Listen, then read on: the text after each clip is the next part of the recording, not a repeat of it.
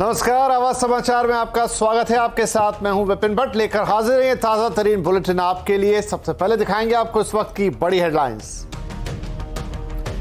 E commerce में flash sale के खिलाफ नहीं सरकार। वाणिज्य मंत्री पीयूष गोयल बोले ग्राहक का फायदा तो कोई आपत्ति नहीं, लेकिन विदेशी सस्ते सामान की डंपिंग से दिक्कत। दिन भर उतार चढ़ाव के बाद आज मामूली तेजी पर बंद हुआ बाजार। दिग्गजों के मुकाबले बैंक शेयरों ने दिखाया दम। पहले दिन 8% भरा मैनकाइंड फार्मा का आईपीओ। प्राइस बैंड 1026 से 1080 के बीच। आईसीआईसीआई सिक्योरिटीज, एसबीआई कैपिटल सहित कई ब्रोकिंग फर्म्स ने दी सब्सक्राइब करने की सलाह। प्रधानमंत्री मोदी ने केरल के लिए पहली वंदे भारत ट्रेन को दिखाई हरी झंडी। देश की पहली वाटर मेट्रो सर्विस का भी किया उद्घाटन। 3200 करोड़ से ज्यादा की परियोजनाओं का शिलान्यास।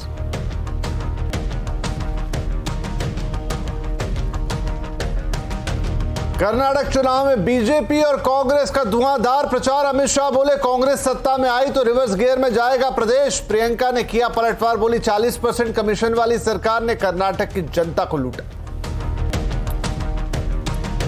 पहलवानों का मामला पहुंचा सुप्रीम कोर्ट। सीजेआई चंद्रचूड़ ने कहा बात है गंभीर। एफआईआर न लिखने पर दिल्ली पुलिस को फटकार, नोटिस भी हुआ जारी। पूजा अर्चना के बाद खुले केदारनाथ धाम के कपाट। 20 क्विंटल फूलों से सजाया गया मंदिर। दर्शन के लिए उमड़ी भक्तों की भीड़।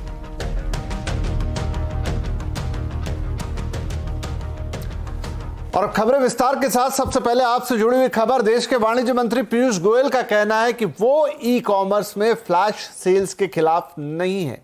गोयल का कहना है कि ग्राहकों को अगर इससे अच्छी डील मिले तो उन्हें कोई आपत्ति नहीं है, लेकिन अगर इस बहाने चीन जैसे देशों के सामान की डंपिंग होती है तो ये दिक्कत वाली बात है।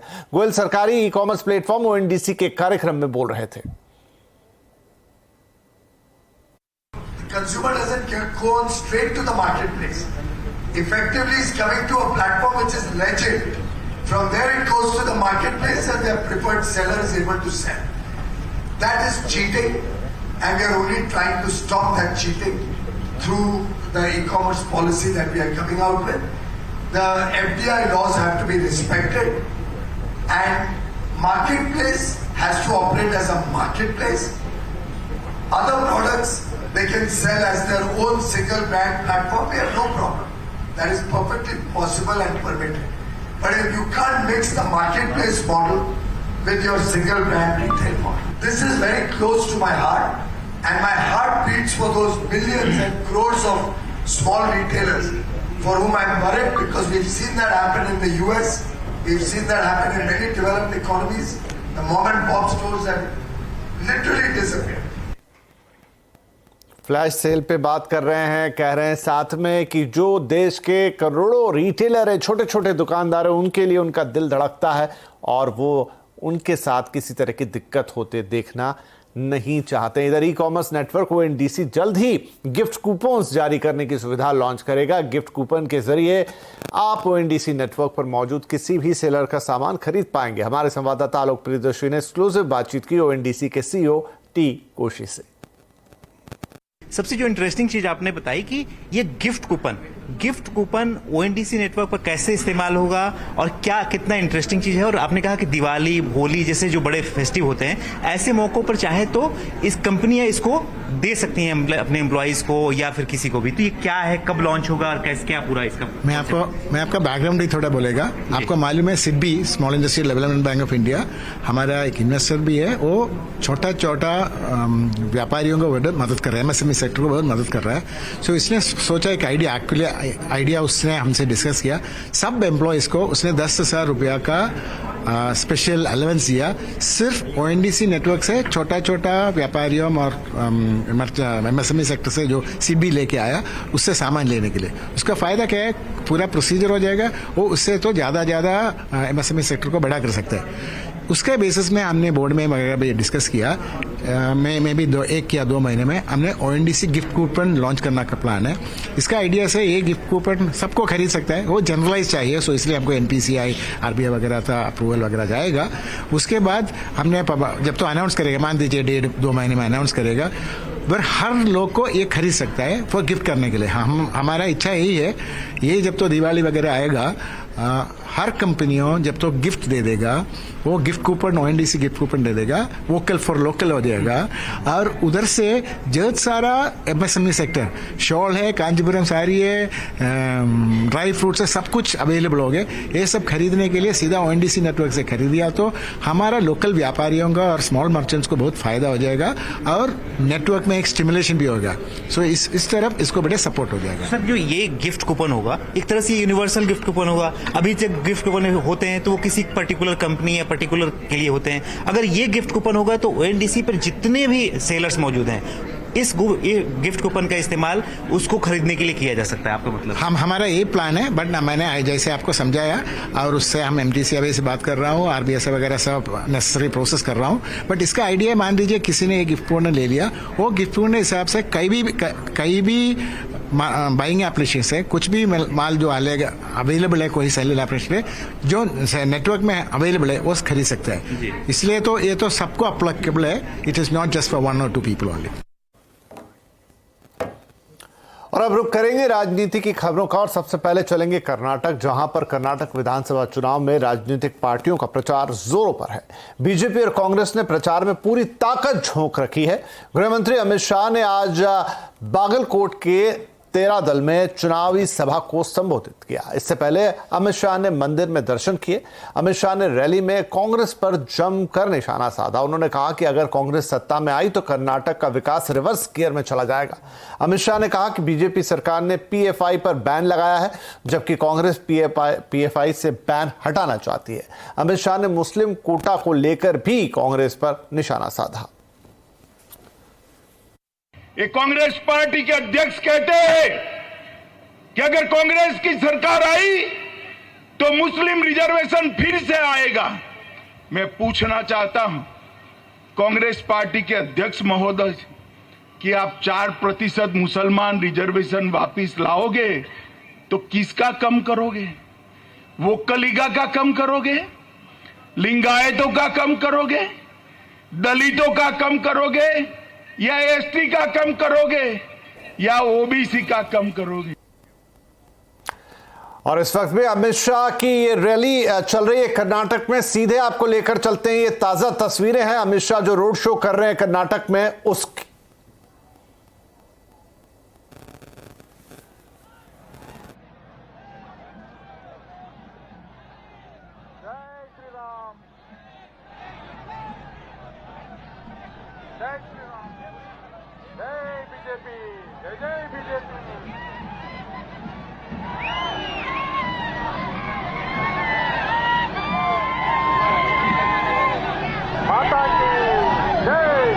लगातार कर्नाटक के अलग अलग जिलों में, अलग अलग शहरों में, अलग अलग इलाकों में दौरे कर रहे हैं, रैलियां कर रहे हैं, जनसभाएं कर रहे हैं, रोड शो कर रहे हैं। और आज इसी सिलसिले में पूरे दिन वो कर्नाटक में हैं, जनसभाओं को संबोधित करते हुए, रोड शो करते हुए।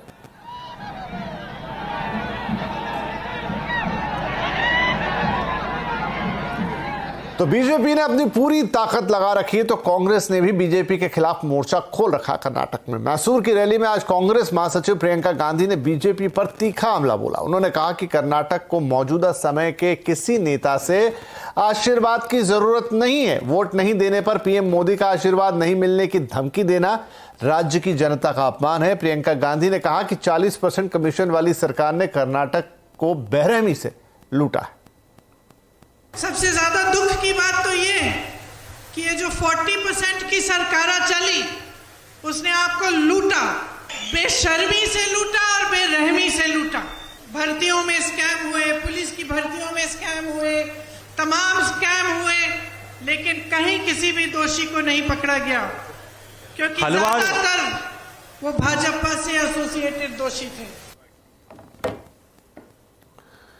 तो कर्नाटक में मुस्लिम आरक्षण खत्म करने के लिए इधर बीजेपी सरकार के फैसले के खिलाफ दायर याचिका पर सुप्रीम कोर्ट ने 9 मई तक सुनवाई को टाल दिया है। वहीं कर्नाटक सरकार ने भी सुप्रीम कोर्ट को आश्वासन दिया है कि 9 मई तक सरकार के नए आदेश के मुताबिक कोई नई नियुक्ति नहीं की जाएगी।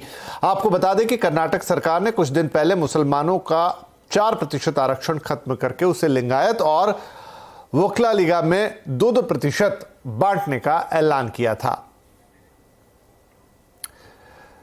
तो जब कर्नाटक में इतना कुछ हो रहा है तो आज शाम 7:57 पर आवाज अड्डा में भी चर्चा कर्नाटक की ही होगी। कर्नाटक की चुनावी जंग में कौन किस पर भारी है और मुस्लिम आरक्षण पर क्यों इतना घमासान मचा हुआ है। आज का आवाज अड्डा कर्नाटक चुनाव कौन किस पर भारी, शाम 7:57 पर जरूर जुड़िए। प्रधानमंत्री नरेंद्र मोदी ने आज केरल को कई बड़ी सौगातें दी। उन्होंने केरल में 3200 करोड़ रुपए की परियोजनाओं का शिलान्यास किया। प्रधानमंत्री ने केरल में पहली वंदे भारत एक्सप्रेस ट्रेन को हरी झंडी दिखाई।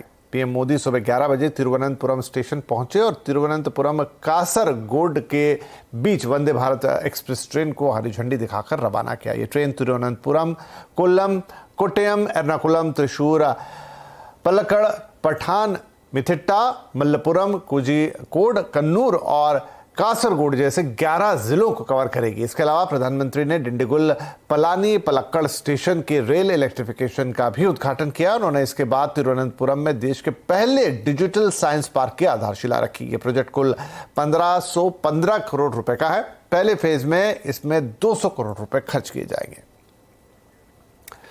प्रधानमंत्री नरेंद्र मोदी ने केरल में पहली वाटर मेट्रो का उद्घाटन भी किया। मेट्रो ट्रेन की तरह दिखने वाली और चलने वाली वाटर मेट्रो फुली एसी है और ये कोच्चि के आसपास 10 द्वीपों को कवर करेगी। शुरुआत में water metro high court Vypin terminal और विट्टिला कन्नकाड टर्मिनल के बीच चलेगी। इसमें एक बार में 50 से 100 यात्रियों के बैठने की सुविधा है। इसके लिए टिकट की बुकिंग कोच्चि वन ऐप के जरिए की जा सकती है। वाटर मेट्रो सुबह 7 बजे से रात 8 बजे तक चलेगी और इसकी सेवा हर 15 मिनट के अंतराल पर मिलेगी। शुरुआत में वाटर मेट्रो के लिए 23 बोट और 14 टर्मिनल है। प्रोजेक्ट पूरा होने पर 78 इलेक्ट्रिक बोट्स और 38 टर्मिनल हो जाएंगे। वाटर मेट्रो का न्यूनतम किराया 20 रुपए तय किया गया है। इसमें सफर के लिए 180 रुपए का साप्ताहिक पास और 600 रुपए का मासिक पास भी बनवाया जा सकता है। आज केरला को अपनी पहली वंदे भारत ट्रेन मिली है। आज कोच्चि को वाटर मेट्रो की नई सौगात मिली है। रेलवे से जुड़े अनेक प्रोजेक्ट्स मिले हैं। कनेक्टिविटी के साथ साथ आज केरला के विकास से जुड़े और भी प्रोजेक्ट्स का लोकार्पण और शिलान्यास हुआ है। WFI के अध्यक्ष बनाम महिला रेसलर्स का मामला सुप्रीम कोर्ट में पहुंच चुका है, जहां आज इस मामले की सुनवाई हुई। सुप्रीम कोर्ट ने आज सुनवाई करते हुए दिल्ली पुलिस को नोटिस जारी किया। CJI चंद्रचूड़ ने कहा कि याचिकाकर्ता महिला खिलाड़ी भारत का प्रतिनिधित्व करती हैं और यह मामला बहुत गंभीर है।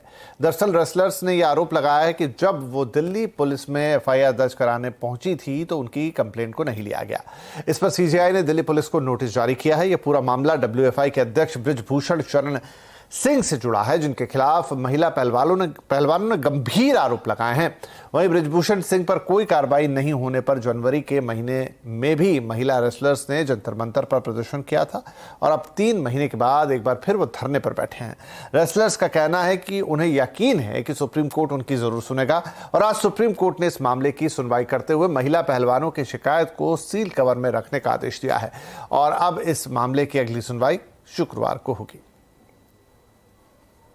हमें भी विश्वास है। हम ये नहीं, बृजभूषण तो पहले ये भी बोल रहे हैं कि कमेटी फैसला करेगी। आज न्यूज में आ रही है कि व्यवस्था पे वो आप भरोसा नहीं कर रहे। कौन सी व्यवस्था की आप बात कर रहे हैं? सारी व्यवस्था तो आपने खराब कर रखी है।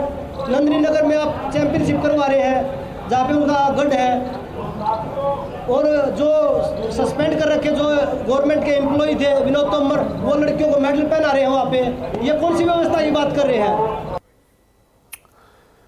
कुछ दिनों से महाराष्ट्र की राजनीति में अटकलों का बाजार गर्म है। जहां एक तरफ ये दावे किए जा रहे हैं कि अजीत पवार बीजेपी के साथ हाथ मिलाने वाले हैं, इस बीच अजीत पवार के पोस्टर लगाए गए हैं जिन्हें में उनको भावी सीएम बता दिया गया। ये पोस्टर ऐसे वक्त पे लगे हैं जब कुछ दिनों से अजीत पवार पर लगातार सस्पेंस बना हुआ है। आखिर वो क्या करना चाहते हैं? पहले ये कहा गया कि वो एनसीपी तोड़कर बीजेपी के समर्थन में सीएम बनना चाहते हैं।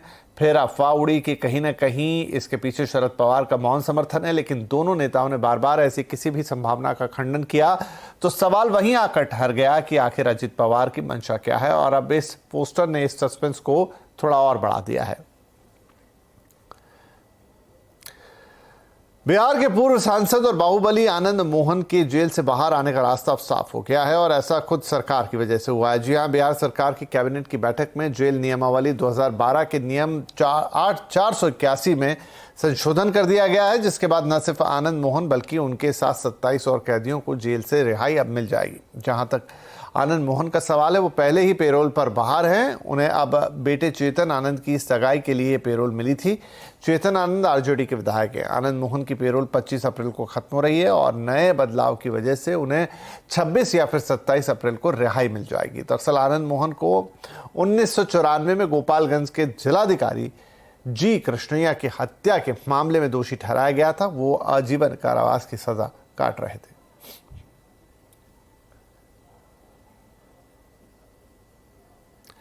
फर्टिलाइजर कंपनियों के लिए गैस और सस्ती हो सकती है। सीएनबीसी आवास को एक्सक्लूसिव जानकारी मिली है कि एक्सपेंडिचर फाइनेंस कमीशन वैट घटाने की सिफारिश कर सकता है।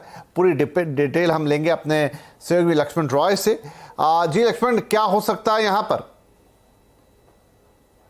दरअसल देखिए, सरकार की पूरी कोशिश है कि फर्टिलाइजर सब्सिडी को कैसे कम किया जाए। इसके लिए अलग अलग कदम सरकार उठा रही है। उस कड़ी में एक नया कदम ये जुड़ने जा रहा है कि फर्टिलाइजर प्लांट को जो नेचुरल गैस की सप्लाई की जाती है उस पर जो राज्य सरकारें वैट लगाती है उस वैट को कम किया जाए। और इसको लेकर के एक्सपेंडिचर फाइनेंस कमेटी, जो कि वित्त एक्सपेंडिचर सेक्रेटरी की अगुवाई में होती है, उसने सिफारिश कर दी है कि इस वैट को घटाया जाए या पूरी तरह से खत्म किया जाए। अब उस सिफारिश के आधार पर फर्टिलाइजर मंत्रालय सभी राज्यों को चिट्ठी लिखने वाला है। दरअसल पूरा मामला यह है कि राज्य सरकारें जो है नेचुरल गैस पर यहाँ पे आपको 3% से लेकर के 24.5% तक, जी हाँ 24.5% तक वैट लगाती है नेचुरल गैस पे। और वो नेचुरल गैस यूरिया प्रोडक्शन का करीब 80% तक लागत का हिस्सा होता है। और कई राज्य सरकारें तो ऐसी भी हैं जो बाकी इंडस्ट्री के लिए कम रेट रखती हैं। अगर यूरिया के लिए नेचुरल गैस आप ले रहे हैं तो ज्यादा रेट रखती है, जिसमें पश्चिम बंगाल, उत्तर प्रदेश का नाम खास तौर से आता है। तो अब केंद्र सरकार का ये कहना है कि चूंकि हम एक तरफ फर्टिलाइजर पर सब्सिडी दे रहे हैं, दूसरी तरफ वैट बढ़ाते जा रहे हैं, ये सही नहीं है, ये उचित नहीं है, इस वजह से आप वैट घटाइए। अब इसको लेकर के केंद्र सरकार चिट्ठी लिखेगी, क्योंकि इससे पहले जीएसटी के दायरे में लाने की जो कोशिश थी वो नाकाम हो गई है। तो अब वैट घटाने की कोशिश शुरू हो गई। जी शुक्रिया।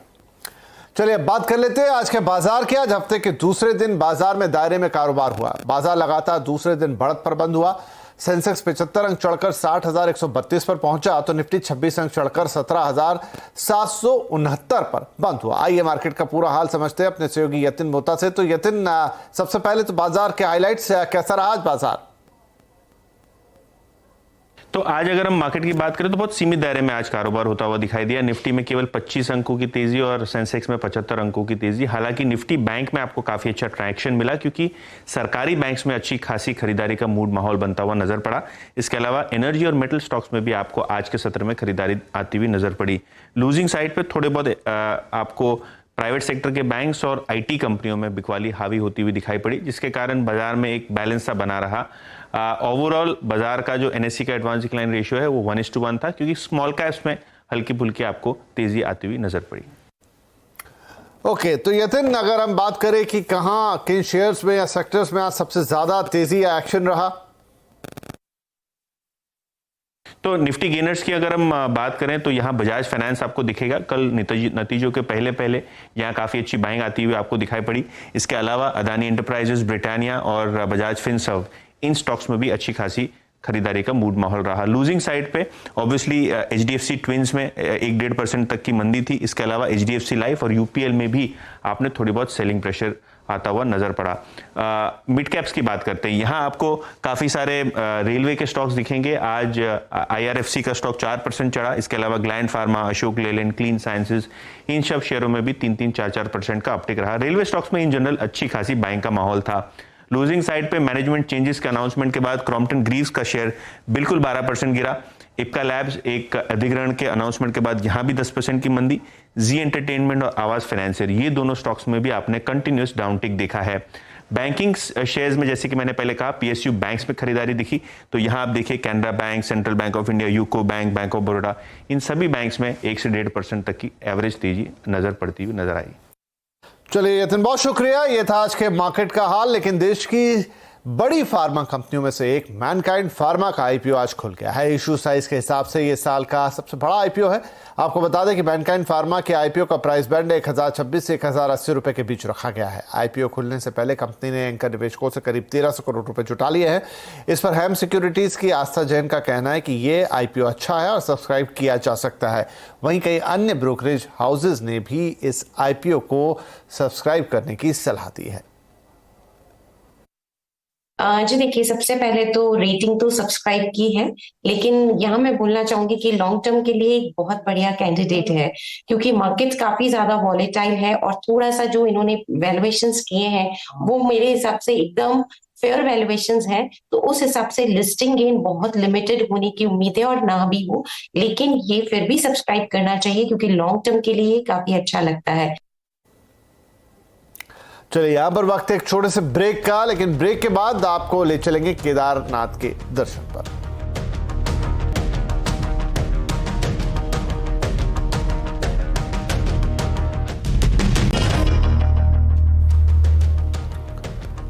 Welcome back. आप देख रहे हैं आवाज समाचार। अब रुक करेंगे कुछ और खबरों का। आज से केदारनाथ धाम के कपाट भक्तों के लिए खुल गए हैं। आज सुबह 6:20 पर पूजा अर्चना के साथ कपाट खोल दिए गए।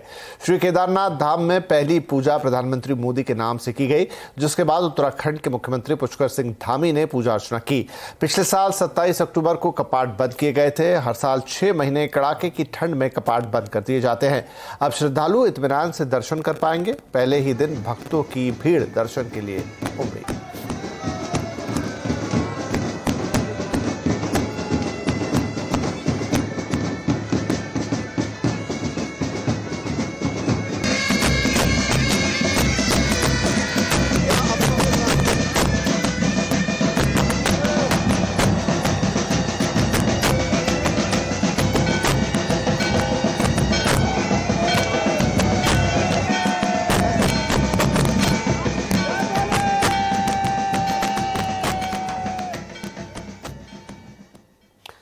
सूडान में लगातार हालात बिगड़ते जा रहे हैं। हिंसा के चलते 427 लोगों की मौत हो चुकी है और 3,700 से ज्यादा लोगों के घायल होने की खबरें हैं।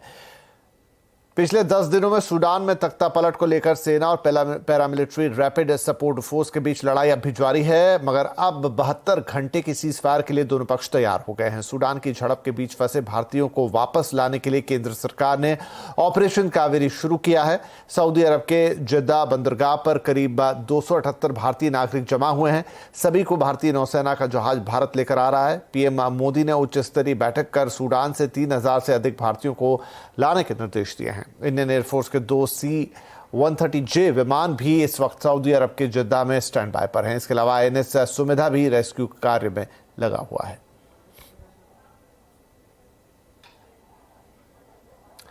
आजकल आपने कई सेलेब्स को कहते सुना होगा कि वो ग्लूटेन फ्री डाइट लेना पसंद करते हैं। कई बार डॉक्टर्स भी आजकल कहते हैं कि अपने खाने में से गेहूं थोड़ा कम कर दीजिए। अक्सर डाइटिशियंस भी ये सलाह देते हैं। तो आखिर गेहूं के साथ क्या दिक्कत है, क्योंकि गेहूं के साथ ग्लूटेन जुड़ा हुआ है, और क्या वाकई ग्लूटेन फ्री खाने से सेहत का सीधा कनेक्शन है? तो इस तरह की कई बातें जिन पे आज एक पूरी क्लैरिटी लेकर आने की होगी कोशिश। कई सोशल मीडिया इन्फ्लुएंस भी इस तरह की डाइट बताते हैं। आज हम आपको कंज्यूमर अड्डा पर इसी पर चर्चा करते नजर आएंगे। Healthy lifestyle, gluten free diet. जरूर जुड़िएगा हमारे साथ 5:57 पर।